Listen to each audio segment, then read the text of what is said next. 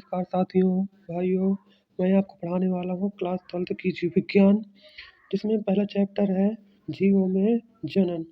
हम ऐसे टॉपिक को कवर करेंगे जो आपकी परीक्षा में अधिक से अधिक आएँगे और आपके परीक्षा में आपके नंबर स्कोर करने में मदद करेंगे।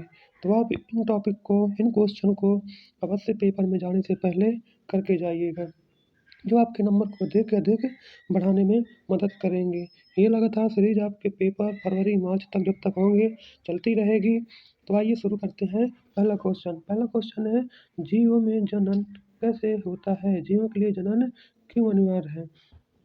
तो आपको पता है जो जनन होता है 2 प्रकार का होता है। पहला होता है लैंगिक जनन, दूसरा होता है अलैंगिक जनन। जो लैंगिक जनन होता है जीवों की निरंतरता लगातार बनाने में मदद करता है। यह लैंगिक जनन भी जीवों की निरंतरता बनाने में मदद करता है, जिससे हमारी पीढ़ी निरंतर बढ़ती रहती है। इसके लिए जनन अनिवार्य होता है। इसके अनुसार समझ लेते हैं, जनन पृथ्वी पर जीवों के अस्तित्व और उसकी निरंतरता को बनाए रखने के लिए अनिवार्य होता है। किसी भी जीव के अस्तित्व, हम लोग हैं, हमारे माता-पिता हैं, तो हमारे जनन के कारण ही अस्तित्व बना हुआ है, निरंतरता बनी हुई है। इसके लिए जनन क्या होता है हमारे लिए अनिवार्य होता है। दूसरा क्वेश्चन है जनन की अच्छी विधि कौन सी होती है और क्यों? इन दोनों क्वेश्चन में आप स्टार मार्क कर लीजिएगा, पेपर में 100 से 100% आने की संभावना होती है। दूसरा है जनन की अच्छी विधि कौन सी होती है और क्यों? आपको पता है जीवों में लैंगिक जनन की विधि को अधिक श्रेष्ठ माना गया है। क्यों माना गया है इसकी श्रेष्ठ विधि को? क्योंकि इसमें आनुवंशिक विविधता पाई जाती है, जो किसी जीव जाति की उत्तरजीविता के लिए क्या होती है? आवश्यक होती है। इसलिए जनन अनिवार्य होता है। इसका तीसरा क्वेश्चन है अलैंगिक जनन द्वारा उत्पन्न हुई संतति को क्लोन क्यों कहा जाता है? हमें पता है अलैंगिक जनन में एक ही जनक भाग लेता है और उससे उत्पन्न हुई संतति आनुवंशिक और आकारिकी रूप से जनक के अपने पेरेंट्स के माता-पिता के समान होती है, इसलिए उसे क्या कहा जाता है? क्लोन कहा जाता है। क्वेश्चन के अनुसार समझते हैं अलैंगिक जनन द्वारा उत्पन्न हुई संतति आकार की मतलब शरीर, बाह्य संरचना के आधार पर, आनुवंशिकी जेनेटिक्स के आधार पर जनक यानी पेरेंट्स के एक दूसरे के क्या होती है? समान होती है, इसलिए इन्हें क्या कहा जाता है? क्लोन। आप पेपर में याद रखिएगा, इसका ऑब्जेक्टिव भी बन जाता है कि अलैंगिक जनन द्वारा उत्पन्न हुई संतति को क्या कहते हैं? तो क्लोन कहते हैं। आइए अगले क्वेश्चन की ओर बढ़ते हैं अपन। अलैंगिक जनन द्वारा बनी संतति अपने जनक की किस प्रकार भिन्न होती है? ये हमको क्या करना है?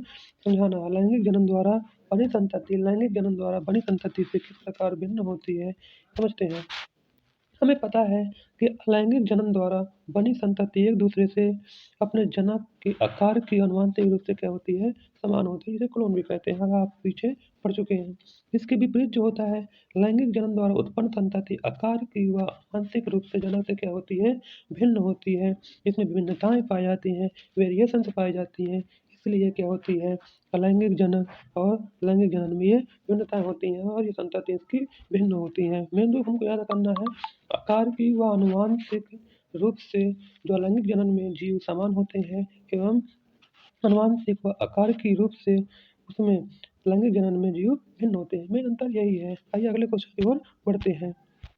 अगला क्वेश्चन है हमारा अलैंगिक जनन के मध्य विभेद स्थापित कीजिए या फिर कायिक जनन को प्रारूपिक अलैंगिक जनन क्यों कहा गया है? इसका मतलब है हमें लैंगिक जनन और अलैंगिक जनन में अंतर विभेद स्थापित करना है। इसमें आप स्टार मार्क कर लीजिएगा। ये 100 में से 100% पेपर में आने की संभावना होती है। तो आइए शुरू करते हैं।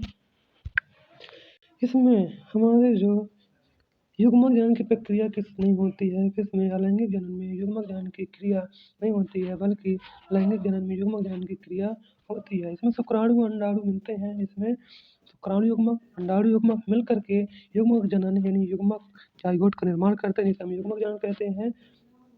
इसमें लैंगिक जनन में होता है, लैंगिक जनन में नहीं होता है। अब पिछले क्वेश्चन में पढ़ चुके हैं कि संतति आकार की आनुवंशिक रूप से जनक के समान होती है, लेकिन इसमें आनुवंशिक व आकारिक रूप से जनक से बिल्कुल भिन्न होती है। दूसरा होता है गुणन की सरल और तीव्र विधि होती है, मतलब बहुत ही तीव्रता से संतति इसमें जन्म लेती हैं, लेकिन इसकी जो जटिलता है बहुत धीमी होती है। बहुत धीमी विधि से इसमें क्या होता है? जनन होता है। तीसरा होता है इसमें जनन असूत्री व समसूत्री होता है, लेकिन इसमें अर्धसूत्री व समसूत्री भजन द्वारा जनन होता है। इसमें है नर इकाइयों का संलयन नहीं होता है, इसमें जनन इकाइयों का संलयन होता है। इसमें मादा एवं नर दो में से एक ही भाग ले सकता है, इसमें नर और मादा दोनों भाग लेते हैं। फॉर एग्जाम्पल में ले सकते हैं जैसे पादप, इसमें ले सकते हैं माना। इस क्वेश्चन को आप 100 से 100% याद करिएगा, समझिएगा और दोबारा वीडियो को देख लीजिएगा। इसको 100 से 100% पेपर में करके जाइएगा। अगला क्वेश्चन बहुत ही इंपॉर्टेंट है, तो पेपर में 100% आने की संभावना है। कायिक प्रवर्धन से आप क्या समझते हैं? कोई दो उपयुक्त उदाहरण देकर समझाइए। कायिक प्रवर्धन वो होता है जिससे पौधे के किसी भी भाग से जीव के किसी भी भाग से एक नया पौधा उत्पन्न होना कायिक प्रवर्धन कहलाता है। जैसे कि जड़ हो गया, तना हो गया, पत्ती हो गई, यानी पौधे के किसी भी भाग से एक नया पौधा उत्पन्न होना कायिक प्रवर्धन कहलाता है। ये समझते हैं कायिक प्रवर्धन पौधे में पाए जाने वाले अलैंगिक जनन का प्रकार होता है। कायिक प्रवर्धन लैंगिक जनन के ही प्रकार है, जिसमें पौधे के कायिक भाग जड़, तना, पत्ती द्वारा जनन कोशिकाएं जनन करती हैं। इसमें सतत समसूत्री भजन पाया जाता है, जिससे नाइजीर को क्या होता है, निर्माण होता है। आपको याद रखना है जड़ों द्वारा शकरकंद, शतावर, पुदीना बनता है, उपस्थित होता है। पत्ती द्वारा यहाँ पर ब्रायोफिल्म की जो पत्ती होती है वो ये उसका उदाहरण है। तो आपको परिभाषा इसके मेन याद रखनी है कि पौधे के किसी भी भाग से एक नया पौधा उत्पन्न होना कायिक प्रवर्धन कहलाता है, जैसे जड़, तना, पत्ती द्वारा किसी भी भाग से। इसका एग्जाम्पल लिख देना है आपको, शकरकंद, शतावर, पुदीना या फिर बायोफिल्म की पत्ती। आपको सही बस इसमें समझना है, याद करना है। तो आज के लिए बस इतना ही। हम अगले वीडियो में इसके आगे क्वेश्चन फिर दूसरा चैप्टर कवर करेंगे। आप हमें इस तरह कमेंट करिए, प्यार बनाए रखिए, तो हम आगे की वीडियो बनाते रहेंगे। धन्यवाद, नमस्कार।